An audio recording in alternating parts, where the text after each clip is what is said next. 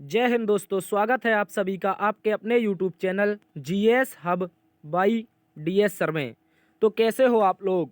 उम्मीद करता हूं आप सब अच्छे होंगे। साथ ही आज की श्रृंखला में हम देखने वाले हैं एक बार फिर से इंडियन आर्मी अग्निवीर के एग्ज़ाम का एनालिसिस। क्या देखेंगे? इंडियन आर्मी अग्निवीर जो एग्ज़ाम चल रहा है उसका एनालिसिस देखने वाले हैं।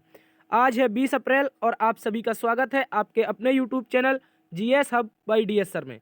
आज हम देखेंगे 20 अप्रैल की सभी शिफ्टों के महत्वपूर्ण 50 प्रश्न। क्या देखेंगे साथी? जो आज की परीक्षा में आज की तीनों शिफ्टों में पूछे गए प्रश्न हैं उनमें से हम महत्वपूर्ण 50 प्रश्न देखने वाले हैं। आज है 20 अप्रैल और 20 अप्रैल के क्वेश्चनों का हम अध्ययन करेंगे जो कि आपके लिए आने वाले दिनों में जिन भी विद्यार्थियों का एग्जाम है उनके लिए यह क्लास अति महत्वपूर्ण साबित होगी।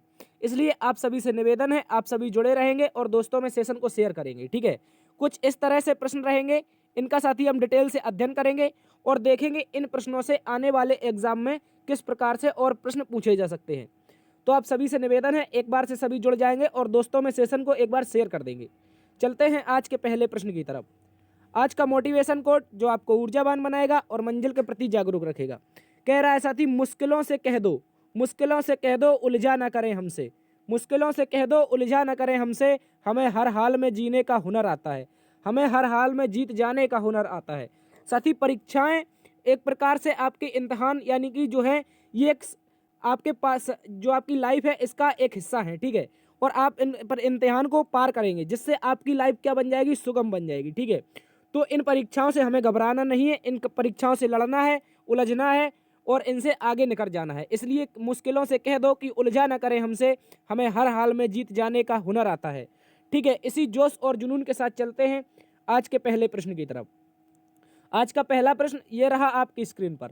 आपसे पूछा था साथी, चंबल नदी का उद्गम किस राज्य से होता है? क्या पूछा था? चंबल नदी का उद्गम किस राज्य से होता है? तो सभी प्यारे साथी याद रखेंगे, जो आपकी चंबल नदी है इसका उद्गम कहाँ से होता है? मध्य प्रदेश के इंदौर से। कहाँ से सर?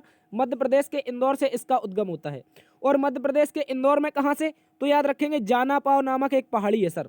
आपको यदि ऑप्शन में इंदौर ना दिया हो, मध्य प्रदेश ना दिया हो, तो आपको जाना पाव पहाड़ी जरूर दिया होगा। ठीक है, तो याद रखेंगे मध्य प्रदेश के इंदौर में एक जाना पाव पहाड़ी है, वहीं से चंबल नदी का उद्गम होता है।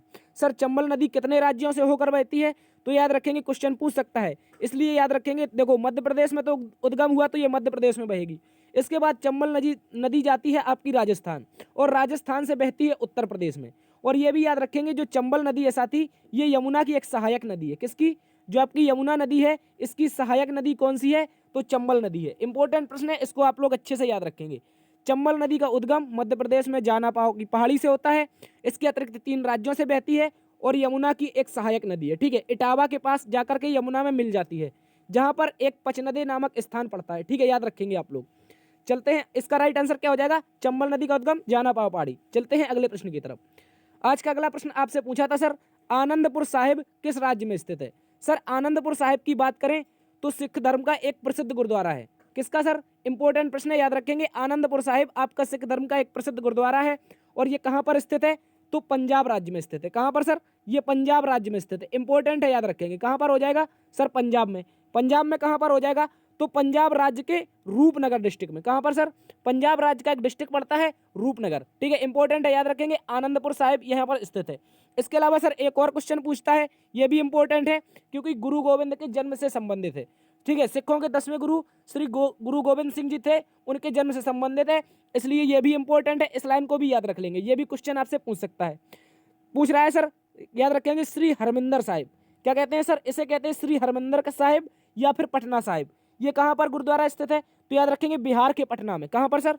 यहीं पर गुरु गोविंद सिंह का जन्म होता है, इसलिए श्री हरमिंदर साहिब या पटना साहिब गुरुद्वारा कहां पर है? पटना में स्थित है। ठीक है, और आपसे प्रश्न में पूछा है सर आनंदपुर साहिब।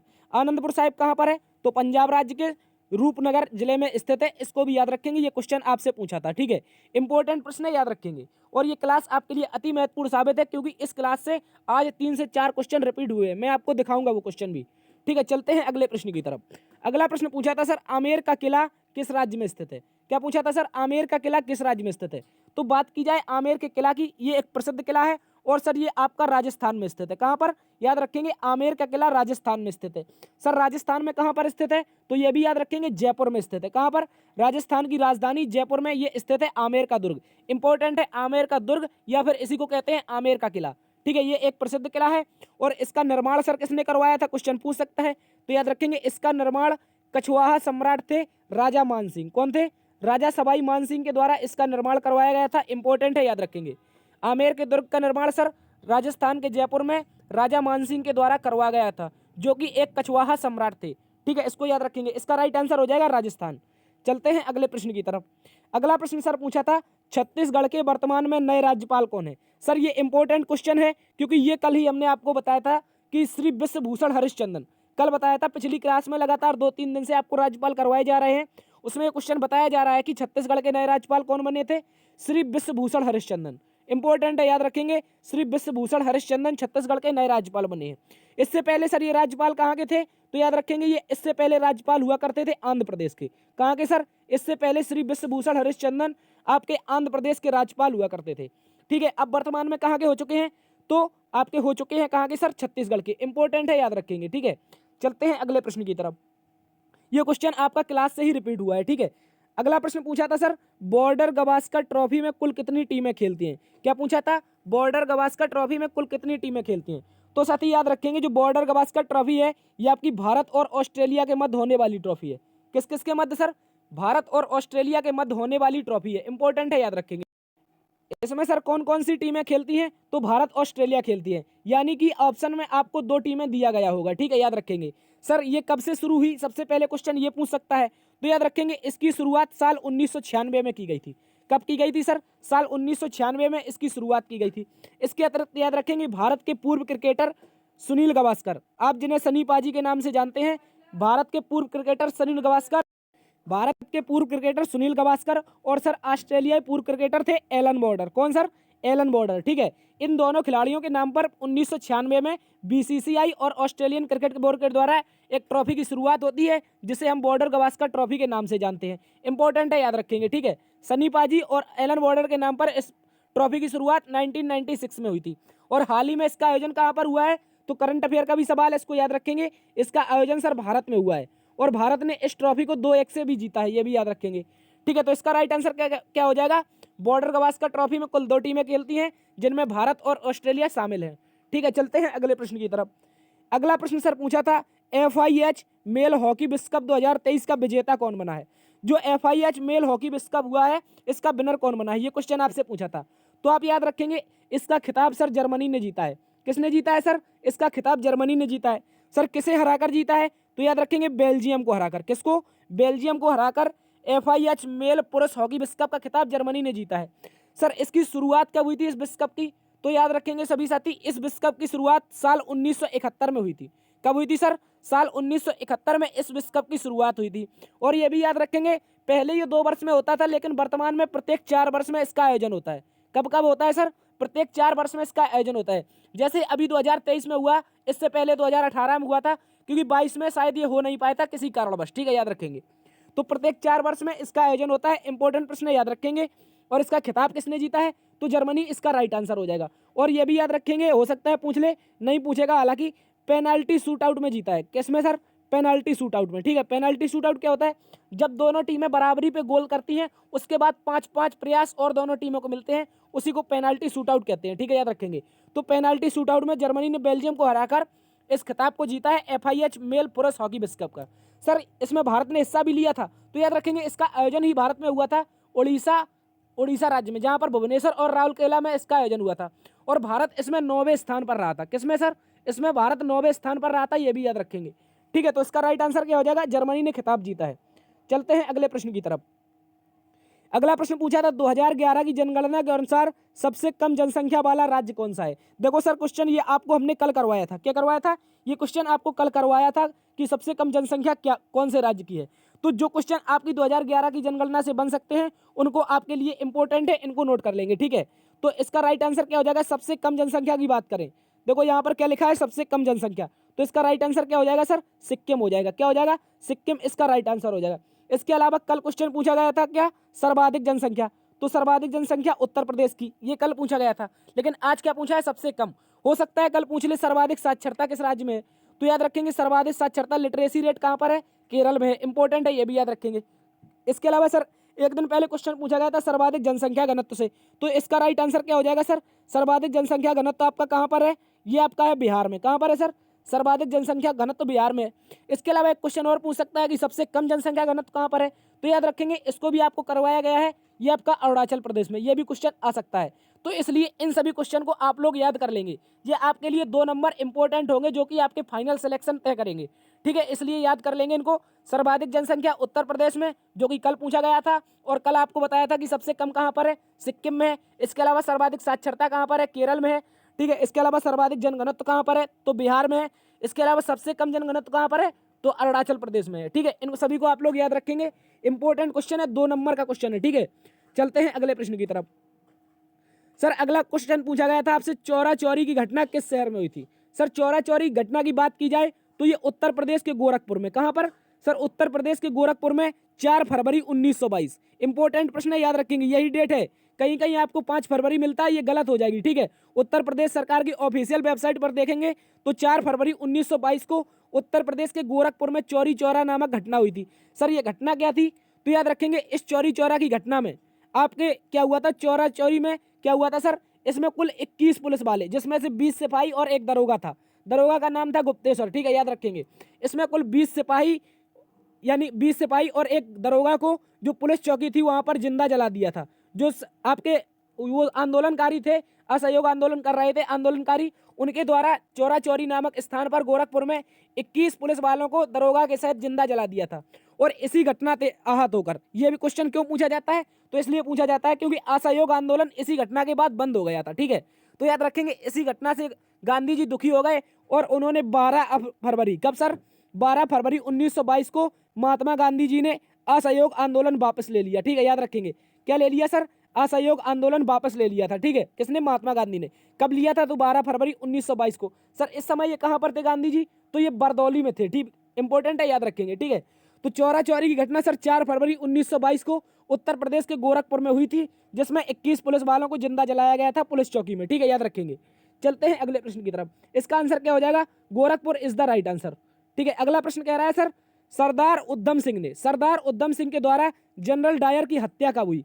क्वेश्चन आया था सर, सरदार उधम सिंह के द्वारा जनरल डायर की हत्या कब हुई। तो याद रखेंगे जब जनरल डायर जो था, जब 13 अप्रैल 1919 को सर, कब, तो याद रखेंगे 13 अप्रैल 1919 को जब जलियांवाला बाग हत्याकांड हुआ था, तो इस समय ये पंजाब का लेफ्टिनेंट गवर्नर था। क्या था सर, पंजाब का लेफ्टिनेंट गवर्नर था। कौन था, जनरल ओ डायर। ठीक है, क्वेश्चन बनता है यहाँ पर जनरल ओ डायर और जनरल आर डायर। ठीक है, देखो जलियांवाला बाग हत्याकांड किसने किया था, तो आर डायर ने, लेकिन आदेश किसने दिया था, तो ओ डायर ने दिया था। इसलिए सरदार उधम सिंह उस समय छोटे थे, तो इनका पूरा परिवार उस समय जलियांवाला बाग हत्याकांड में मारा गया। इसके तहत इन्होंने कसम खाई थी कि मैं जनरल डायर को नहीं छोड़ूंगा, लेकिन उनको नहीं पता था कि जनरल आर डायर कौन है, जनरल ओ डायर कौन है। ठीक है, तो उन्होंने जनरल ओ डायर को मारा था। सर कब मारा था, तो याद रखेंगे 13 मार्च 1940। क्वेश्चन यही आपको याद रखना है, सरदार उधम सिंह ने जनरल आर डायर को, सॉरी जनरल ओ डायर को, माइकल ओ डायर को क्या मारा था, लंदन में जाकर के गोली मारा था। ठीक है, याद रखेंगे। तो सरदार उधम सिंह ने 13 मार्च 1940 को जनरल माइकल ओ डायर, ठीक है याद रखेंगे, जो कि पंजाब का लेफ्टिनेंट गवर्नर हुआ करता था, तो इसको लंदन में जाकर गोली से भून दिया था। ठीक है, याद रखेंगे। एक इंपॉर्टेंट प्रश्न है, आपसे बार बार एग्जाम में पूछा जाता है, इसलिए आप इसको नोट कर लेंगे। ठीक है साथी, चलते हैं अगले प्रश्न की तरफ। यदि आपको क्लास पसंद आ रही है तो आपसे निवेदन है, प्लीज शेयर जरूर कर दीजिए। ठीक है, अगला प्रश्न सर कह रहा है आपसे, उच्चतम न्यायालय में कुल कितने न्यायाधीश होते हैं। क्या पूछा था सर, उच्चतम न्यायालय में कुल कितने न्यायाधीश है, यहाँ पर कुल पूछा है, तो आपको आंसर क्या लगाना होगा, 34 लगाना होगा। क्या लगाना होगा, 34। ठीक है, क्यों लगाना होगा, क्योंकि सर इसमें कुल पूछा है। ठीक है, कुल पूछे तो 34 है, 33 प्लस 1, इसका फॉर्मूला क्या होता है, 33 प्लस 1, यानी कि 33 न्यायाधीश है। और एक कौन है आपके, चीफ जस्टिस। कौन है, चीफ जस्टिस, यानी कि मुख्य न्यायाधीश। और वर्तमान में मुख्य न्यायाधीश की बात करें कौन है, ये क्वेश्चन आपसे पूछा जा चुका है एग्जाम में, तो याद रखेंगे 50वें क्रम के मुख्य न्यायाधीश हैं सर जस्टिस धनंजय यशवंत चंद्रचूड़। क्या नाम है सर, डी.वाई. चंद्रचूड़। ठीक है, डी.वाई. चंद्रचूड़, यहाँ पर डी.वाई. का मतलब क्या है, धनंजय यशवंत चंद्रचूड़। इंपॉर्टेंट है, याद रखेंगे। ठीक है, तो उच्चतम न्यायालय में कुल कितने मुख्य न्यायाधीश सर, 34 मुख्य न्यायाधीश। इसका राइट आंसर 34 ही माना जाएगा। ठीक है, मुख्य न्यायाधीश शायद कुल होते हैं 34। ठीक है, वैसे न्यायाधीश की बात की जाए तो आपके 33 हो जाएंगे। ठीक है, याद रखेंगे। चलते हैं अगले प्रश्न की तरफ। अगला प्रश्न सर कह रहा है गुजरात उच्च न्यायालय किस शहर में स्थित है। क्या कह रहा है, जो गुजरात स्टेट है इसका हाई कोर्ट कहाँ पर स्थित है, ये क्वेश्चन आपसे पूछा है। तो गुजरात हाई कोर्ट किस शहर में, सभी साथी याद रखेंगे ये अहमदाबाद में स्थित है। कहाँ पर, अहमदाबाद में। इंपॉर्टेंट है, याद रखेंगे गुजरात हाई कोर्ट कहाँ पर है, अहमदाबाद में। और इसकी स्थापना कब हुई थी, तो याद रखेंगे सर 1960 में इसकी स्थापना हुई थी। ठीक है, याद रखेंगे। इससे पहले गुजरात बॉम्बे हाई कोर्ट का हिस्सा हुआ करता था, क्योंकि उस समय पूरा शहर बॉम्बे के नाम से ही जाना जाता है, गुजरात महाराष्ट्र का। ठीक है, तो इसलिए ये क्या हो जाएगा आपका 1960 में गुजरात अलग राज्य बनता है, इसी के तहत अहमदाबाद हाईकोर्ट की स्थापना होती है। तो कब हुई थी सर, 1960 में। ये कहां पर हो जाएगा इसका राइट आंसर, अहमदाबाद। ठीक है, चलते हैं अगले प्रश्न की तरफ। सर अगला प्रश्न आपसे पूछा था आरबीआई की स्थापना किस वर्ष हुई। क्या पूछा था सर, आरबीआई की स्थापना किस वर्ष हुई। तो याद रखेंगे आरबीआई की स्थापना हुई थी सर 1 अप्रैल 1935। कब हुई थी, 1 अप्रैल 1935। तो इसका राइट आंसर 1 अप्रैल 1935 होगा। लेकिन क्वेश्चन पूछेगा सर कब, किस अधिनियम से हुई थी या फिर कौन सी समिति थी। तो याद रखेंगे 1934 का अधिनियम था। 1934 का अधिनियम था, हिल्टन यंग कमेटी थी। कौन थी सर, हिल्टन यंग कमेटी थी। और 1 अप्रैल 1935 को कोलकाता में इसकी स्थापना हुई थी। यह भी याद रखेंगे सर कहां पर हुई थी, तो कोलकाता में इसकी स्थापना हुई थी। लेकिन सर इसका मुख्यालय कहां पर है, तो इसका मुख्यालय मुंबई में। कहां पर है सर, इसका मुख्यालय मुंबई में है, लेकिन स्थापना इसकी 1 अप्रैल 1935 को कोलकाता में हुई थी। इसलिए ये सवाल इंपॉर्टेंट बन जाता है, इसको याद रखेंगे। और इसके पहले गवर्नर कौन थे, तो ओ स्मिथ। कौन थे, ओ स्मिथ। ओ स्मिथ का मतलब क्या है सर, तो ऑसबॉर्न स्मिथ। कौन थे, ऑसबॉर्न स्मिथ इसके पहले गवर्नर थे। इंपॉर्टेंट है, याद रखेंगे। और आरबीआई का राष्ट्रीयकरण कब हुआ था, तो 1 जनवरी, कब सर, 1 जनवरी 1949 को। कब हुआ था, 1 जनवरी 1949 को आरबीआई को राष्ट्रीयकरण कर दिया गया था। इससे पहले आरबीआई भारत पाकिस्तान दोनों की बैंक हुआ करती थी, लेकिन 1 जनवरी 1949 को ये किसकी हो गई सर, ये भारत की रह गई थी। ठीक है, याद रखेंगे। तो इसका राइट आंसर क्या हो जाएगा, इसकी स्थापना 1 अप्रैल 1935 इसका राइट आंसर है। ठीक है, चलते हैं अगले प्रश्न की तरफ। अगला प्रश्न सर आपसे पूछा था विश्व में सर्वाधिक जनसंख्या वाला देश कौन सा है। देखो, अगर आज हम जो क्वेश्चन ये पढ़ रहे हैं, तो आज की रिपोर्ट देखी जाए, यानी कि करंट की, आज हम क्वेश्चन पढ़ रहे हैं ये 20 अप्रैल को, तो 20 अप्रैल की यदि रिपोर्ट देखी जाए, तो विश्व में सर्वाधिक जनसंख्या किसकी हो गई है सर, ये भारत की हो चुकी है। किसकी सर, सर्वाधिक जनसंख्या विश्व में किसकी हो चुकी है, भारत की। ये आज की रिपोर्ट है 20 अप्रैल 2023 की। ठीक है, याद रखेंगे। लेकिन सर दूसरे स्थान पर बात की जाए तो अब कौन आ चुका है, चीन। लेकिन इसका राइट आंसर ऑप्शन कौन माना जाएगा, ये यानी कि सर आपका एग्जामिनर कौन मानेगा, तो चीन मानेगा। क्योंकि एग्जामिनर ने आपका जो पेपर बनाया है ये आपका 15 से 20 दिन पहले बनाया है, इसलिए आपको याद रखना है इसका राइट आंसर चीन होगा। यदि दोबारा क्वेश्चन पूछा जाता है सर्वाधिक जनसंख्या वाला देश कौन सा होगा, तो भी आप चीन ही लगाएंगे। ठीक है, लेकिन यदि जो आज क्वेश्चन पढ़ रहे हैं तो इसका राइट आंसर हो जाएगा भारत। ठीक है, आप सभी को पता होगा आज हम चीन को पछाड़कर जनसंख्या के मामले में पहले स्थान पर पहुंच चुके हैं। ठीक है, याद रखेंगे। चलते हैं अगले प्रश्न की तरफ। इसका राइट आंसर क्या हो जाएगा, चीन पहले स्थान पर था। ठीक है, लेकिन अब हमें इसका राइट आंसर लेकिन चीन ही माना जाएगा। अगला प्रश्न सर पूछा है रॉ यानी कि रिसर्च एंड एनालिसिस विंग के महानिदेशक कौन है। क्वेश्चन पूछा था सर रॉ का नया महानिदेशक किसे नियुक्त किया गया है। तो याद रखेंगे इसका राइट आंसर हो जाएगा सर श्री सामंत कुमार गोयल। क्या हो जाएगा, श्री सामंत कुमार गोयल। यानी कि ऑप्शन में इनको हो सकता है एस के गोयल दिया हो। क्या दिया हो सर, एस के गोयल दिया हो। तो इसका राइट आंसर एस के गोयल भी माना जाएगा और आपका सामंत कुमार गोयल इनका पूरा नाम है। ठीक है, रॉ यानी कि रिसर्च एंड एनालिसिस विंग जो कि भारत की एक खुफिया एजेंसी है, इसका महानिदेशक किसे नियुक्त किया है, तो याद रखेंगे एस के गोयल को। ठीक है, और वर्तमान में बात की जाए कैबिनेट सचिव की, ये भी क्वेश्चन पूछ सकता है, इंपॉर्टेंट है, याद रखेंगे।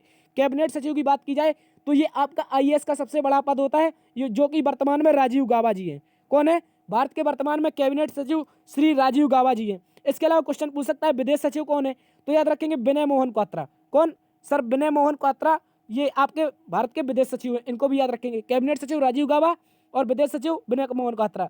जबकि रिसर्च एंड एनालिसिस विंग यानी कि रॉ के महानिदेशक कौन है, श्री सामंत कुमार गोयल। इसका राइट आंसर हो जाएगा श्री सामंत कुमार गोयल। चलते हैं अगले प्रश्न की तरफ। अगला प्रश्न सर आपसे पूछा है राज्यसभा में। क्या पूछा है, राज्यसभा में वर्तमान में कुल कितनी सीट स्थित है। क्वेश्चन ये पूछा था कि कुल कितनी सीट है, ना कि कुल कितने सदस्य। ठीक है, तो कुछ टीचर ऐसा भी बता रहे हैं कि 245, जो कि गलत है। ठीक है, आपको याद रखना है, आपसे सीट पूछी थी तो इसलिए इसका राइट आंसर 250 ही माना जाएगा। ठीक है, याद रखेंगे, आप टेंशन नहीं लेंगे, जिसने आपको 245 बताया है वो गलत है। और याद रखेंगे इसमें सीट पूछी है तो 250। यदि सदस्य पूछता तो आपका राइट आंसर 245 होता। ठीक है, यदि सदस्य पूछा होगा तो राइट आंसर 245 होगा, लेकिन सीट पूछा है तो आपको याद रखना है कुल 250 सीट है सर। ठीक है, और राज्यसभा जो है ये भारतीय संसद का उच्च सदन है। कौन सा, हाईएस्ट कमीशन कौन सी है, यानी कि उच्च सदन है आपका राज्यसभा। ठीक है, और निम्न सदन कौन है, लोकसभा है। ठीक है, और जिसमें राज्यसभा में आपके 233 सदस्य तो चुने जाते हैं। कितने, 233 चुने जाते हैं, जबकि 12 सदस्य कौन करता है, राष्ट्रपति मनोनीत करता है। सर कौन कौन से क्षेत्र में करता है? तो कला के क्षेत्र में, साहित्य के क्षेत्र में, ज्ञान के क्षेत्र में यानी कि विज्ञान के क्षेत्र में, और आपके सेवा के क्षेत्र में। इंपॉर्टेंट है, याद रखेंगे। कला, साहित्य, विज्ञान और सेवा क्षेत्र में कुल मिलाकर के 12 सदस्य राष्ट्रपति जी के द्वारा नियुक्त किए जाते हैं। और वर्तमान में राष्ट्रपति कौन है? तो श्रीमती द्रौपदी मुर्मू जी आपकी राष्ट्रपति है। ठीक है, याद रखेंगे। राज्यसभा में भारत की संसद का उच्च सदन राज्यसभा है, याद रखेंगे। सॉरी, संसद में भारत का उच्च सदन कौन है? राज्यसभा है। और इसमें कुल सीट 250 है, जबकि मेंबर आपके 245 है। ठीक है, इनको आप लोग अच्छे से याद रख लेंगे। चलते हैं अगले प्रश्न की तरफ। अगला प्रश्न सर आपसे पूछा था कि अरुणाचल प्रदेश के वर्तमान में राज्यपाल कौन है? क्या पूछा था? अरुणाचल प्रदेश के वर्तमान में राज्यपाल कौन है? देखो, आज मैंने देखा कि कई टीचर जो एनालिसिस करवा रहे थे वो उसको बता रहे थे बीडी मिश्रा। क्या बता रहे थे सर? बीडी मिश्रा। तो आप लोग दिमाग नहीं लगाएंगे। ठीक है, आप लोग यदि केवल त्रिविक्रम परनाइक लगा के आए हैं तो ही आपका सही माना जाएगा। ठीक है, यदि आपने बीडी मिश्रा लगाया है तो ये आपका सरासर गलत आंसर है। ठीक है, बहुत सारे टीचर आपके बता रहे हैं यहाँ पर बीडी मिश्रा, जो कि गलत है। ठीक है, याद रखेंगे। इसका राइट आंसर माना जाएगा केवल त्रिविक्रम परनाइक, क्योंकि हमने आपको बताया था सर आपके जो राज्यपाल हैं 12 से 13 राज्यों के बदले गए हैं। इन्हीं में अरुणाचल प्रदेश के भी राज्यपाल बदले गए हैं, जो कि हाल ही में कौन बने हैं? केवल त्रिविक्रम परनाइक बने हैं। ठीक है, याद रखेंगे। बीडी मिश्रा इसका राइट आंसर नहीं है, जो कि बहुत सारे टीचर बता रहे हैं। ठीक है, याद रखेंगे। आपको केवल त्रिविक्रम परनाइक याद रखना है। ठीक है, इसका राइट आंसर हो जाएगा। इसके अलावा सर आपको और भी याद रखने हैं जो कि बदले गए हैं। ठीक है सर, कौन कौन से बदले गए हैं? तो आंध्र प्रदेश के बदले गए हैं। कहाँ के? अरुणाचल प्रदेश के साथ साथ आंध्र प्रदेश के भी बदले गए हैं। आंध्र प्रदेश के सर कौन बने हैं? तो एस अब्दुल नजीर। कौन? एस अब्दुल नजीर इसके आंध्र प्रदेश के नए राज्यपाल बने हैं। इसके अलावा सर पश्चिम बंगाल के भी बदले गए हैं। पश्चिम बंगाल के कौन बने हैं? तो श्री सीवी आनंद बोस। कौन बने हैं? श्री सीवी आनंद बोस पश्चिम बंगाल के नए राज्यपाल बने हैं। इंपॉर्टेंट है, याद रखेंगे। इसके अलावा झारखंड भी याद रखेंगे, हो सकता है अगली बार फिर से पूछ ले, तो याद रखेंगे सीपी राधाकृष्णन झारखंड के नए राज्यपाल हैं। कौन है सर? सीपी राधाकृष्णन झारखंड के नए राज्यपाल हैं। इसके अलावा छत्तीसगढ़ के अभी आपको बताया था विश्वभूषण हरिश्चंद्रन। ठीक है, विश्वभूषण हरिश्चंद्रन ये भी पूछा गया था आज। और अरुणाचल प्रदेश के भी पूछा गया था, जो कि केवल त्रिविक्रम परनायक हो जाएंगे। इसके अलावा त्रिपुरा के भी याद रखना, क्योंकि यहाँ पर अभी हाल ही में चुनाव हुए हैं। तो सत्यदेव नारायण आर त्रिपुरा के नए राज्यपाल हो जाएंगे। ठीक है, याद रखेंगे। एक बार पुनः देख लेते हैं। अरुणाचल प्रदेश केवल Trivikram Parnaik, Andhra Pradesh S Abdul Nazir, Paschim Bangal Shri C V Anand Bose, Jharkhand C P Radhakrishnan, Chhattisgarh Vishwabhushan Harichandan, Tripura Satyadev Narayan R. ये भी इंपॉर्टेंट है, आपका बीडी मिश्रा नहीं होगा। ठीक है, याद रखेंगे। चलते हैं अगले प्रश्न की तरफ। अगला प्रश्न पूछ रहा है सर, भारत के वर्तमान में सड़क और परिवहन मंत्री कौन है? यदि आपने मेरी पिछली 3 दिन की क्लास ली है तो ये क्वेश्चन जरूर आपने किया होगा। हमने आपको बताया था सर, एक बार लिख लीजिए, इस तरह से बताया था, सड़क एवं परिवहन मंत्री बताया था सर। उसका राइट आंसर क्या हो जाएगा? श्री पीयूष गोयल। ये क्वेश्चन आपको करवाया गया है। ठीक है, तो इसका राइट आंसर क्या हो जाएगा? श्री पीयूष गोयल, जो कि आज क्वेश्चन पूछा गया था। भारत के सड़क एवं परिवहन मंत्री है। इंपॉर्टेंट है, याद रखेंगे। ठीक है, चलते हैं अगले प्रश्न की तरफ। इसका आंसर क्या हो जाएगा? श्री पीयूष गोयल। अगला प्रश्न पूछ रहा है सर, बिमल घोष को द्रोणाचार्य पुरस्कार किस खेल के लिए मिला है? जो सर बिमल घोष हैं, इनको द्रोणाचार्य पुरस्कार किस खेल के लिए मिला है? तो बात करेंगे सर द्रोणाचार्य पुरस्कार की। ये क्या होता है? तो याद रखेंगे, जो आपका बेस्ट गुरु होता है, किसी खेल का, उसके लिए क्या मिलता है? द्रोणाचार्य पुरस्कार मिलता है। क्योंकि जब द्रोणाचार्य जी जो थे वो अर्जुन यानी कि पांडव और कौरवों के गुरु थे, उन्हीं के सम्मान में ये पुरस्कार दिया जाता है। जो भी गुरु होता है उसका दिया जाता है। ठीक है, याद रखेंगे। तो इसी प्रकार से बिमल घोष जो है, जो आपके बिमल घोष थे सर, कौन थे? याद रखेंगे, जो बिमल घोष हैं ये महाराष्ट्र के, कहाँ के सर? महाराष्ट्र के एक प्रसिद्ध फुटबॉल कोच हैं। कौन है? महाराष्ट्र के एक प्रसिद्ध फुटबॉल कोच है। तो इसका राइट आंसर क्या हो जाएगा? आपका फुटबॉल। क्या हो जाएगा सर? फुटबॉल इसका राइट आंसर हो जाएगा। इंपॉर्टेंट है, याद रखेंगे। किस खेल के लिए मिला है? तो फुटबॉल के लिए। तो याद रखेंगे, बिमल घोष फुटबॉल के एक प्रसिद्ध कोच हैं, जिन्हें हाल ही में द्रोणाचार्य पुरस्कार देने की घोषणा की गई है। ठीक है, इसका राइट आंसर क्या हो जाएगा? फुटबॉल के कोच हैं बिमल घोष। इंपॉर्टेंट है, याद रखेंगे। चलते हैं अगले प्रश्न की तरफ। अगला प्रश्न सर पूछा है, शीतकालीन खेलो इंडिया यूथ गेम्स का आयोजन कहां पर हुआ? हाल ही में फरवरी 2023 में इसका आयोजन हुआ है। कहां पर? याद रखेंगे, फरवरी 2023 में इसका आयोजन हुआ है। और कहां पर हुआ है? तो याद रखेंगे, गुलमर्ग जम्मू कश्मीर। कहां पर सर? गुलमर्ग जम्मू कश्मीर में इसका आयोजन हुआ है। इंपॉर्टेंट प्रश्न है, याद रखेंगे। सर शीतकालीन खेलो इंडिया यूथ गेम्स शुरुआत कब हुई थी? तो याद रखेंगे सर, इसकी शुरुआत आपकी होती है 2020 में। कब होती है? 2020 में। हालांकि खेलो इंडिया यूथ गेम्स आपके 2018 में शुरू हुए थे, लेकिन शीतकालीन खेलो इंडिया यूथ गेम्स की बात की जाए तो ये आपके 2020 में शुरू हुए थे। और पहली बार कहाँ हुए थे? तो आपके लेह लद्दाख और गुलमर्ग में ही हुए थे। और अब की बार कहाँ हुए सर? तो अब की बार केवल गुलमर्ग में हुए। कहाँ पर? केवल गुलमर्ग में हुए। इंपॉर्टेंट है, याद रखेंगे। 2020 में गुलमर्ग और लेह में हुए थे, लेकिन इस बार कहाँ पर हुए? गुलमर्ग में हुए। इसका राइट आंसर क्या हो जाएगा? गुलमर्ग। ठीक है, इंपॉर्टेंट है, जो कि जम्मू कश्मीर में पड़ता है। चलते हैं अगले प्रश्न की तरफ। अगला प्रश्न सर आपसे पूछा था, हाल ही में भारत में बने विमान वाहक पोत INS विक्रांत इंपॉर्टेंट है, याद रखेंगे। देखो मैंने एक बार आपको क्लास में बताया था, जो INS विक्रांत है ये आपके परीक्षा के लिए इंपॉर्टेंट है, इसलिए इससे जो आपके संबंधित प्रश्न है या पॉइंट है उनको आप लोग नोट जरूर कर लेंगे और याद भी कर लेंगे, ठीक है। तो INS विक्रांत के बारे में आज पूछा गया था। ये क्वेश्चन क्यों पूछा गया? क्योंकि ये सेना से संबंधित है और आप सेना का पेपर दे रहे हैं, इसलिए ये क्वेश्चन पूछना तो बनता है, ठीक है। तो INS विक्रांत पर कौन सा जहाज ने पहली सफल लैंडिंग की है? इस तरह से क्वेश्चन आया था। जो हाल ही में आपका INS विक्रांत बना है, विमान वाहक पोत एयरक्राफ्ट कैरियर, इस पर पहले विमान ऐसा कौन सा बना है जिसने सफल लैंडिंग की है? तो याद रखेंगे भारत का एक सबसे हल्का लड़ाकू विमान है, भारत का एक सबसे हल्का लड़ाकू विमान है जिसका नाम है तेजस। क्या नाम है? तेजस। इसको कहते हैं LCA यानी कि लाइट कॉम्बैक्ट एयरक्राफ्ट। क्या कहते हैं? Light combat aircraft. इसका मतलब क्या होता है सर? इसका मतलब होता है सबसे हल्का लड़ाकू विमान, ठीक है। और इस विमान ने INS विक्रांत पर पहली बार में ही सफल लैंडर करने वाला पहला एयरक्राफ्ट बना है, ठीक है। याद रखेंगे जो LCA है यानी कि लाइट कॉम्बैक्ट एयरक्राफ्ट आपका तेजस है, इसने पहली ही बार में विक्रांत पर आपकी सफल लैंडिंग की है। इंपॉर्टेंट है, याद रखेंगे, ठीक है। इसके अलावा इसके साथ साथ और कौन था? तो याद रखेंगे इसके साथ साथ आपका MiG-21 भी था। कौन था? MiG-21 था। इन दोनों जहाजों ने आपके कहां पर सफल लैंडिंग की है? तो INS विक्रांत जो कि आपका विमान वाहक पोत है, और ये बना कहां पर था? तो कोच्चि शिपयार्ड लिमिटेड। इस बात को लिख लेंगे, कहां पर है सर? Kochi shipyard limited. हो सकता है अगली बार पूछ ले कि INS विक्रांत कहां पर बना है, तो याद रखेंगे कोच्चि शिपयार्ड लिमिटेड में बना था ये। और इस पर पहली बार आपकी लैंडिंग किसने की है? तो लाइट कॉम्बैक्ट एयरक्राफ्ट है आपका तेजस, इसने आपकी पहली लैंडिंग की है।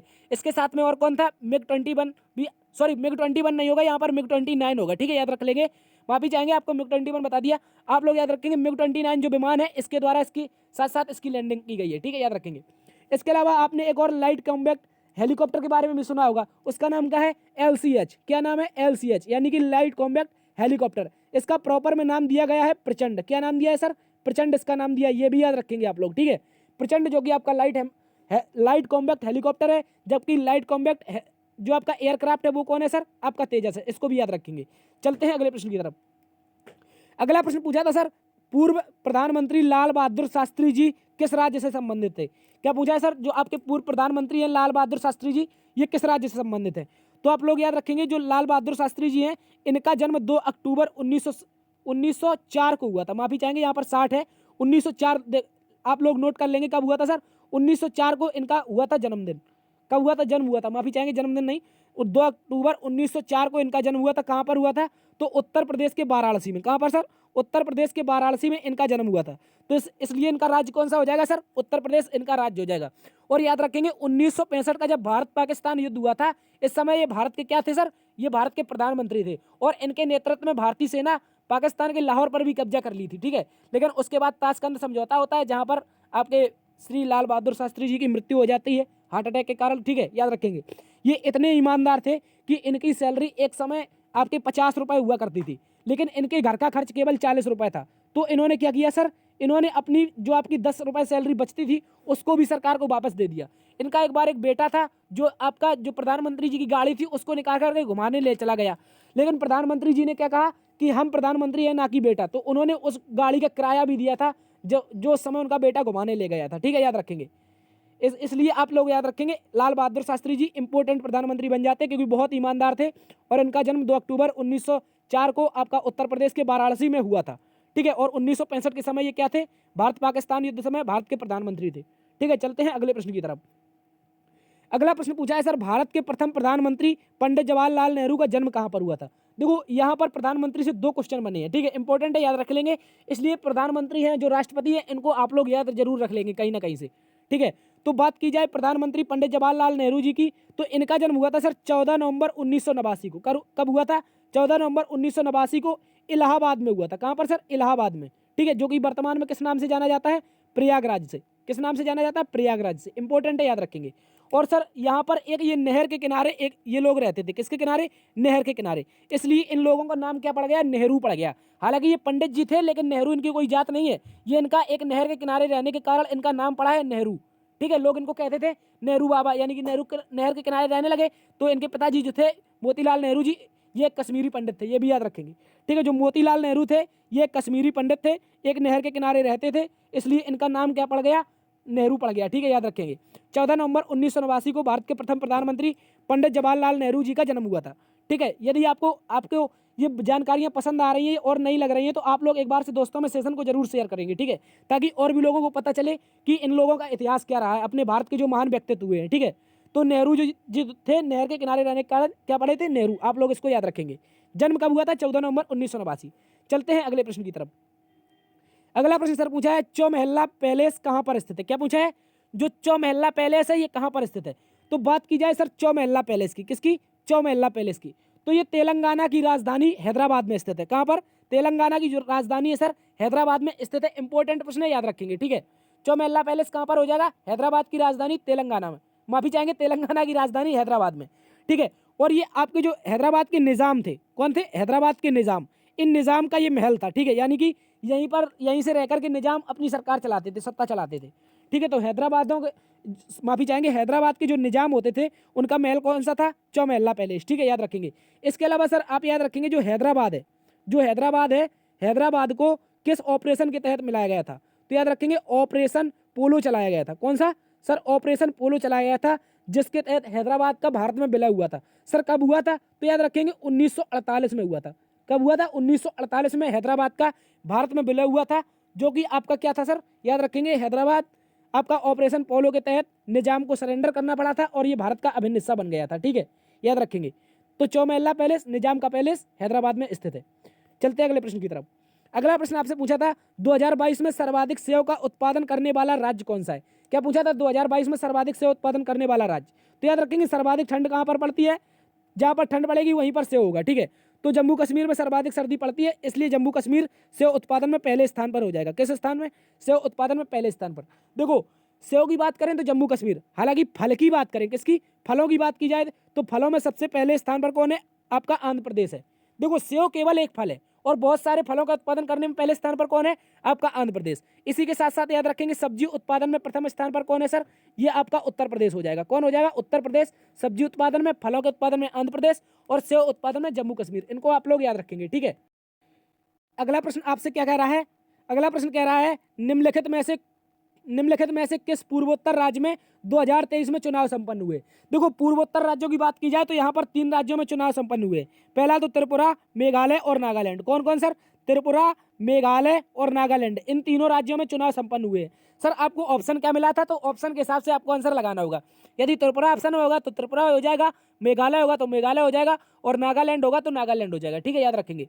और बात की जाए यहाँ पर आपके मुख्यमंत्री कौन बने हैं, तो त्रिपुरा में आपके माणिक साहा बने हैं और आपके मेघालय में कॉनरेड संगमा बने हैं। इसके अलावा आपके नागालैंड में कौन बने हैं, नेफ्यू रियो बने हैं, ठीक है, याद रखेंगे। इंपॉर्टेंट प्रश्न है, इन प्रश्नों को आप याद रखेंगे। त्रिपुरा के मुख्यमंत्री माणिक साहा, मेघालय के मुख्यमंत्री कॉनरेड संगमा, इसके अलावा नागालैंड के मुख्यमंत्री नेफ्यू रियो, ठीक है। इनमें से कोई ना कोई ऑप्शन दिया होगा आपको, इसलिए इसका राइट आंसर आप अपने हिसाब से समझ लेंगे, ठीक है। चलते हैं अगले प्रश्न की तरफ। तो अब दोस्तों हम देखेंगे साइंस के प्रश्न। साइंस के प्रश्न हमसे किस प्रकार से पूछे गए थे और इंपॉर्टेंट प्रश्नों को हम देखने वाले हैं। साइंस का आज का पहला प्रश्न ये रहा। सर कह रहा है निम्नलिखित में से किस स्थान पर भोजन का पूर्ण पाचन होता है। क्या पूछा है, भोजन का पूर्ण पाचन होता है। तो सर बात की जाए भोजन के पूर्ण पाचन की, भोजन का पूर्ण पाचन होता है सर छोटी आंत में। कहाँ पर, छोटी आंत में। इंपॉर्टेंट प्रश्न याद रखेंगे, छोटी आंत में भोजन का पूर्ण रूप से पाचन होता है, ठीक है, इंपॉर्टेंट याद रखेंगे। छोटी आंत में कैसे होता है सर, तो याद रखेंगे छोटी जो आंत होती है सर, इसमें आपकी अंगुलीनुमा एक संरचना होती है। किसकी, अंगुलीनुमा एक संरचना होती है, जैसे हम कहते हैं रसंकुर। क्या कहते हैं सर, ये इस अंगुलीनुमा संरचना को कहते हैं रसंकुर। और इसी रसंकुर में भोजन को पूर्ण रूप से पाचन होता है। जो भोजन में आपके विटामिन होते हैं, जो आपके इंपॉर्टेंट तत्व होते हैं, उनको इन्हीं रसांकरों के द्वारा पूर्ण रूप से निचोड़ लिया जाता है, ठीक है। और मल के रूप में बाहर निकालने के लिए आपके वो गुदाद्वार पर लाया जाता है, ठीक है, याद रखेंगे। तो अंगुलीनुमा संरचना के द्वारा छोटी आंत में आपका जो भोजन होता है, इसका पूर्ण रूप से क्या होता है, पाचन होता है, ठीक है, याद रखेंगे। लेकिन बात की जाए पाचन की, भोजन के पाचन की, तो भोजन का पाचन शुरू कहाँ से होता है, जैसे ही अपने मुंह में हम भोजन डालते हैं। कहाँ पर, अपने मुंह में, यानी कि मुख गुहा में मुंह में भोजन डाला तो यहीं से पाचन होना शुरू हो जाता है। लेकिन पूर्ण पाचन कहाँ पर होता है, तो छोटी आंत में होता है। इंपॉर्टेंट है, याद रखेंगे। अंगुलीनुमा संरचना जो कि रसांकुर जिन्हें कहते हैं, इन्हीं के द्वारा पूर्ण रूप से क्या होता है सर, भोजन का पाचन होता है। तो इस प्रश्न को आप लोग अच्छे से याद रखेंगे, ठीक है। चलते हैं अगले प्रश्न की तरफ।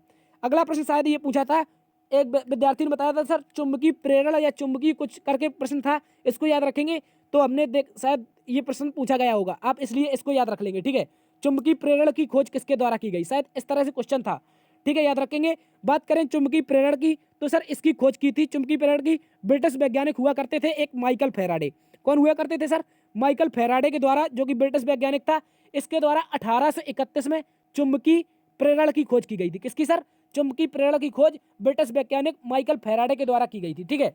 और याद रखेंगे, जबकि बात करें चुंबक की खोज की, किसकी? चुंबक की खोज की बात करें तो विलियम गिलबर्ट के द्वारा। किसके द्वारा? विलियम गिलबर्ट के द्वारा इसकी खोज की गई थी, जो कि आपकी 1600 ईस्वी में की गई थी। कब की गई थी सर? विलियम गिलबर्ट के द्वारा 1600 ईस्वी में खोज की गई थी चुंबक की। और विलियम गिलबर्ट जी के द्वारा बताया गया था, जो आपकी पृथ्वी है, ये एक, जो आपका ब्रह्मांड है, सबसे बड़ी चुंबक है, ठीक है, याद रखेंगे। जो भी ग्रह होते हैं ये सबसे बड़े चुंबक होते हैं, ठीक है। तो इन्होंने बताया था जो पृथ्वी है, ये आपकी पृथ्वी आपकी सबसे बड़ी चुंबक है, ठीक है, याद रखेंगे। तो याद रखेंगे किसने बताया था? विलियम गिलबर्ट ने। कब बताया था सर? 1600 ईस्वी में। लेकिन चुंबकीय प्रेरण की खोज की बात की जाए तो माइकल फैराडे के द्वारा 1831 में की गई थी, ठीक है। इसको भी आप लोग याद रख लेंगे। चलते हैं अगले प्रश्न की तरफ। अगला प्रश्न आपसे पूछा था सर, आवृत्ति की मौलिक इकाई क्या है? मौलिक इकाई या फिर कह सकते हैं मात्रक क्या है? क्या कह सकते हैं? आवृत्ति का मात्रक क्या है? तो याद रखेंगे जो हर्ट्ज होता है, क्या होता है सर? हर्ट्ज होता है, इसको क्या कहते हैं? आवृत्ति का मात्रक कहते हैं। इंपॉर्टेंट प्रश्न है, इसको याद रखेंगे। वन लाइनर क्वेश्चन ये बहुत ज्यादा पूछा जाता है। आवृत्ति का मात्रक आपका हर्ट्ज हो जाएगा, ठीक है, याद रखेंगे। चलते हैं अगले प्रश्न की तरफ। अगला प्रश्न पूछा था, निम्नलिखित में से कौन सा एक संक्रामक रोग है? देखो ऑप्शन तो नहीं मिले हैं, हालांकि जो भी संक्रामक रोग होते हैं वो आपको बता दे रहे हैं, इसलिए आप उनसे संबंधित आप ऑप्शन समझ लेंगे कौन सा ऑप्शन आपको दिया था, ठीक है, याद रखेंगे। बात की जाए संक्रामक रोगों की, जो भी आपके संक्रामक रोग होते हैं उनको, उनमें से डिप्थीरिया होता है प्रमुख। कौन सा? डिप्थीरिया हो सकता है ऑप्शन में, डिप्थीरिया होगा। अगर ना दिया होगा तो आप ट्रिक याद रखेंगे, डिप्सिटी का कुटनी है। क्या याद रखेंगे? डिप्सिटी का कुटनी है, ठीक है। डी से हो जाएगा डिप्थीरिया, पा से प्लेग हो जाएगा, और स्वाइन फ्लू हो जाएगा, बर्ड फ्लू हो जाएगा, और जो आपका कोरोना है, ये सारे के सारे संक्रमक रोग हो जाएंगे, ठीक है, याद रखेंगे। तो हो सकता है आपका कोई ना कोई ऑप्शन में दिया होगा, डिप्थीरिया दिया होगा, स्वाइन फ्लू दिया होगा, या फिर आपका दिया होगा बर्ड फ्लू, या फिर आपका कोरोना, इनमें से कोई भी रोग दिया जा सकता है। इसलिए याद रखेंगे संक्रामक रोग होते हैं। और संक्रामक रोग नुकसान कहाँ पर करते हैं? तो गले में। कहाँ पर सर? गले में, नाक में और त्वचा में ये संक्रामक रोग फैलते हैं। जैसे आपका फंगस यानी कि जो दाद होता है, ये भी एक प्रकार से संक्रामक होता है, ठीक है, ये भी आपका त्वचा में फैलता है। नाक में क्या होता है? हमको जुकाम हो जाता है, वो भी एक संक्रामक होता है। गले में सूजन आ जाती है, वो भी आपका एक संक्रामक होता है, ठीक है, याद रखेंगे। तो इसमें डिप्थीरिया आप याद रख लेंगे, ठीक है। डिप्थीरिया हो गया, आपको सारे के सारे बता दिए, ठीक है। चलते हैं अगले प्रश्न की तरफ। अगला प्रश्न पूछा था, निम्नलिखित में से कौन सी बीमारी मस्तिष्क से संबंधित नहीं है? क्या पूछा था? मस्तिष्क से संबंधित नहीं है, ठीक है, याद रखेंगे। देखो बात की जाए मस्तिष्क से संबंधित बीमारियों की, तो मस्तिष्क से संबंधित बीमारियों में 3 बीमारियां प्रमुख हैं, जिनमें से दिमागी बुखार, पागलपन या अल्जाइमर। देखो आपको ऑप्शन नहीं मिले हैं, साथी 2 प्रश्न ऐसे हैं जिनके ऑप्शन नहीं मिले हैं, लेकिन आप याद रखेंगे यदि इनके अलावा कोई और ऑप्शन होगा उसमें, तो क्या हो जाएगा? वही उसका राइट आंसर हो जाएगा, क्योंकि नहीं पूछा है। जो ये दिमागी बुखार है, ये भी आपका मस्तिष्क से संबंधित है। पागलपन है तो भी मस्तिष्क से संबंधित है, कहते हैं माइंड घूमने लगा, ठीक है, तो पागलपन हो जाता है। इसके अलावा क्या कहते हैं? अल्जाइमर होता है। अल्जाइमर भी आपका मस्तिष्क से संबंधित रोग है। इसके अलावा जो भी ऑप्शन दिया होगा आपको, वही आपका राइट आंसर हो जाएगा, ठीक है। तो इस हिसाब से देखा जाए तो इनमें से कोई नहीं, इनमें से ऐसा कोई भी रोग नहीं है जो कि मस्तिष्क से संबंधित नहीं है, ठीक है। हमसे नहीं पूछा था तो नहीं के हिसाब से इनमें से कोई नहीं, इसका राइट आंसर हो जाएगा। चलते हैं अगले प्रश्न की तरफ। अगला प्रश्न आपसे पूछा था, अम्ल और क्षार मिलकर क्या किसका निर्माण करते हैं? जब अम्ल और क्षार क्रिया करते हैं तो निर्माण किसका होता है? तो याद रखेंगे जब अम्ल और क्षार क्रिया करते हैं, जब अम्ल और क्षार एक साथ में अभिक्रिया करते हैं तो इस समय किसका निर्माण होता है सर? इस समय लवण और जल का निर्माण होता है। किसका सर? लवण का और जल का निर्माण होता है। और यह अभिक्रिया क्या कहलाती है सर? उदासीनीकरण कहलाती है। क्या कहलाती है? यह अभिक्रिया उदासीनीकरण कहलाती है। देखो आपको पीएच स्केल बताया था मैंने, क्या बताया था? PH scale. देखो जब जहां पर अम्ल और क्षार दोनों मिलते हैं तो वहां पर क्या बन जाता है? 0 बन जाता है, यानी कि 7 बन जाता है, ठीक है। 0 कह सकते हैं या फिर 7 कह सकते हैं। इन्हीं तत्वों को क्या कहते हैं? उदासीन कहते हैं। क्या कहते हैं? उदासीन कहते हैं। इंपॉर्टेंट है, याद रखेंगे। इसीलिए अम्ल क्षार मिलते हैं तो यह प्रक्रिया क्या होती है? उदासीनीकरण। 7 से यदि कम होगा तो वो अम्लीय होगा, 7 से ज्यादा होगा यानी कि 7+ होगा तो वो कैसा होगा? क्षारीय होगा, ठीक है, याद रखेंगे। तो जब ये दोनों आपस में मिलते हैं एक पॉइंट पर, जो 7वां पॉइंट होता है उस पर क्या कहते हैं? उसे उदासीन कहते हैं, ठीक है। तो इस प्रक्रिया में लवण बनता है और जल बनता है, ठीक है, याद रखेंगे। और इस प्रक्रिया को क्या कहते हैं? उदासीनीकरण भी कहते हैं, याद रखेंगे। चलते हैं अगले प्रश्न की तरफ। अगला प्रश्न सर पूछा था, उत्तल दर्पण में प्रतिबिंब कैसा बनता है? देखो उत्तल दर्पण की बात की जाए तो बहुत सारे प्रतिबिंब बनते हैं। आपके ऑप्शन के हिसाब से राइट आंसर होगा, ठीक है, ऑप्शन के हिसाब से वो राइट आंसर होगा। उत्तल दर्पण में बहुत सारे प्रतिबिंब बनते हैं, कुल 6 प्रकार के प्रतिबिंब बनते हैं। अब पता नहीं ऑप्शन में कौन सा दिया होगा, लेकिन हम एक डिस्कस करेंगे जो कि इंपॉर्टेंट है। देखो जब उत्तल दर्पण में क्या होता है, जब वस्तु अनंत अनंत और ध्रुव के मध्य स्थित होती है तो इस समय दर्पण के पीछे कहां पर याद रखेंगे, दर्पण के पीछे ध्रुव और फोकस के बीच एक छोटा आभासी और सीधा प्रतिबिंब बनता है। कैसा, छोटा आभासी और सीधा प्रतिबिंब बनता है। देखो वैसे जो अन्य प्रक्रियाएं 5 प्रक्रिया होती है उसमें आपका क्या बनता है, प्रतिबिंब उल्टा बनता है, लेकिन एक प्रक्रिया ऐसी है जिसमें आपका सीधा बनता है, तो इसलिए ये इंपॉर्टेंट हो जाता है। जब वस्तु अनंत और ध्रुव के बीच होती है तो इस स्थिति में क्या होता है सर, दर्पण के पीछे ध्रुव और फोकस के बीच क्या बनता है, एक छोटा आभासी और सीधा प्रतिबिंब बनता है। सर इतना प्रक्रिया बता रहे हैं तो दिखा ही दीजिए, तो देख लीजिए देखो कैसे बनता है, ठीक है, याद रखेंगे। ये देखो ये आपकी रही एक लाइन, ठीक है, ये क्या है, ये आपका मुख्य अक्ष, क्या है, मुख्य अक्ष। और एक इस मुख्य अक्ष में क्या होता है सर, यहाँ पर एक वस्तु रखी है, देखो यहाँ पर एक पॉइंट है अनंत, कौन सा, यहाँ पर एक अनंत पॉइंट है, और यहाँ पर मध्य में एक ये वस्तु रखी है, ये रखी है वस्तु अनंत और फोकस के बीच, किसके बाद, सॉरी अनंत और ध्रुव के बीच ये पोल है, और ये आपका अनंत है। इन दोनों के बीच जब ये वस्तु रखी है और तो फिर इसका दर्पण का प्रतिबिंब कहाँ बन रहा है, तो आपका दर्पण के पीछे, देखो ये कौन सा स्थान है, ये आपका यहाँ पर दर्पण के पीछे बन रहा है, कहाँ पर, ये दर्पण के पीछे। और जब ये दर्पण के पीछे सर बन रहा है तो ये कैसा बन रहा है, पहली बात तो सीधा बन रहा है, सीधा बन रहा है और छोटा भी बन रहा है, और कैसा बन रहा है, वास्तविक बन रहा है, ठीक है। कॉन्वेक्स आपका उत्तल दर्पण होता है, इसको भी याद रखेंगे, और कॉनकेव कौन सा होता है, अवतल दर्पण, ठीक है। ये सारी प्रक्रिया होती है जो कि इंपॉर्टेंट है। जब वस्तु अनंत और ध्रुव के बीच होती है तो इसमें क्या होता है सर, ध्रुव और फोकस, ये रहा फोकस, ये रहा ध्रुव, इन दोनों के बीच छोटा, सीधा और आभासी प्रतिबिंब बनता है, ठीक है, याद रखेंगे। कैसा, छोटा, आभासी और सीधा प्रतिबिंब बनता है, इसको याद रखेंगे। ये छठवीं प्रक्रिया है उत्तल दर्पण की, ठीक है। चलते हैं अगले प्रश्न की तरफ। अगला प्रश्न आपसे कह रहा है निम्नलिखित में से एक श्वसन तंत्र से संबंधित रोग है। क्या पूछा है सर, निम्नलिखित में से कौन सा एक श्वसन तंत्र से संबंधित रोग है। तो याद रखेंगे श्वसन तंत्र से बहुत सारे रोग हैं, और ऑप्शन क्या दिया है तो उस हिसाब से आप देख लेंगे। देखो श्वसन से संबंधित रोगों की बात की जाए, खांसी हो जाएगा, सीने में दर्द होता है, हेपेटाइटिस होता है। हेपेटाइटिस क्या होता है सर, जब आपके बलगम में खून आने लगता है, जब आप खांसी करते हैं तो बलगम निकलता है, उसमें जब खून आने लगता है उसी को कहते हैं हेपेटाइटिस। देखो बहुत सारे लोग जानते तो गए हेपेटाइटिस रोग होता है, लेकिन ये पता नहीं होगा कि कौन सा रोग होता है।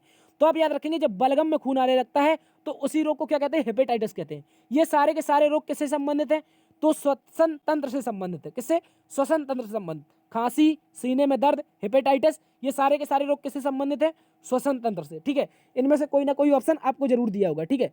चलते हैं अगले प्रश्न की तरफ। अगला प्रश्न सर आपसे पूछा था निम्न में से कौन सा एक श्वसन तंत्र से रोग है, ये तो हो चुका है, ठीक है, ये क्वेश्चन हो चुका है। अगला प्रश्न क्या पूछा था सर, अगला प्रश्न आपसे पूछा था चींटी के डंक में, क्या पूछा सर, चींटी के डंक में कौन सा एसिड पाया जाता है।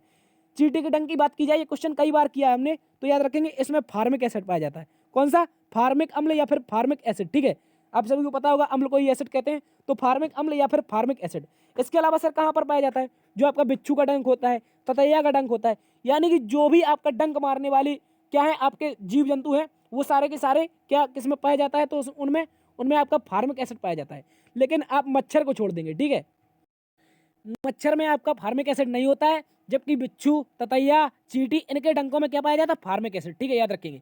इसके अलावा सर फार्मिक एसिड को एक और नाम से जानते हैं, किस नाम से जानते हैं तो उसको भी बता दीजिए। तो याद रखेंगे फार्मिक एसिड को हम किस नाम से जानते हैं, मेथेनोइक एसिड। इंपॉर्टेंट प्रश्न है, याद रखेंगे।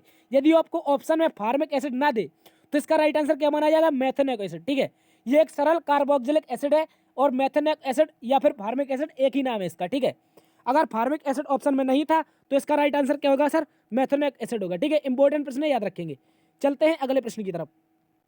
अगला प्रश्न पूछा था सर विद्युत लेपन प्रक्रिया क्या है। देखो जब हम विद्युत की सहायता से, विद्युत लेपन प्रक्रिया क्या होती है, जब हम विद्युत की सहायता से किसी धातु पर लेपन करते हैं, क्या करते हैं, विद्युत धारा की सहायता से धातुओं पर लेपन की प्रक्रिया करते हैं, तो यह प्रक्रिया विद्युत लेपन प्रक्रिया कहलाती है, ठीक है, याद रखेंगे।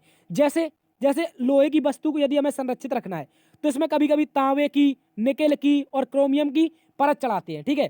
देखो एक प्रश्न बताया था कि गैल्वेनाइजेशन वाला, जिसमें जस्ते की परत चढ़ाते हैं, लेकिन तांबे, निकेल और क्रोमियम ये सारी की सारी प्रक्रियाएं जब लोहे पर की जाती हैं तो इसे कहते हैं विद्युत लेपन, क्योंकि ये विद्युत धारा के बिना नहीं हो सकती है, ठीक है, याद रखेंगे। इसके अलावा बात की जाए उसकी जस्तीकरण की, तो जस्तीकरण हमने कल बताया था, और ये क्वेश्चन आज पूछा भी गया था। क्या पूछा गया था, उनमें से पूछा गया था निम्नलिखित में से कौन सा जस्तीकरण का उदाहरण, ठीक है, इस तरह से क्वेश्चन आया था। अगला प्रश्न कह रहा है निम्नलिखित में से कौन सा एक लिंगी पादप है। क्या पूछा था सर, निम्नलिखित में से कौन सा एक लिंगी पादप है। एक लिंगी पादप की बात की जाए यानी कि यूनिसेक्सुअल, क्या हो जाएगा इसका आंसर, सॉरी इसको क्या कहते हैं, यूनिसेक्सुअल, यानी कि सिंगल एक लिंगी पादप, एक लिंगी पादप की बात की जाए तो इसमें सर होता है पपीते का फूल। किसका? पपीते का फूल होता है, मटर होता है, गुड़हल का फूल होता है, सरसों का फूल होता है और पिटूनिया नामक ये सारे के सारे जितने भी पुष्प होते हैं ये सारे के सारे एक लिंगी होते हैं। ठीक है, ये एक लिंगी फर्टिलाइजेशन करते हैं, इसके बाद क्या बनता है? फल बनता है। ठीक है, याद रखेंगे।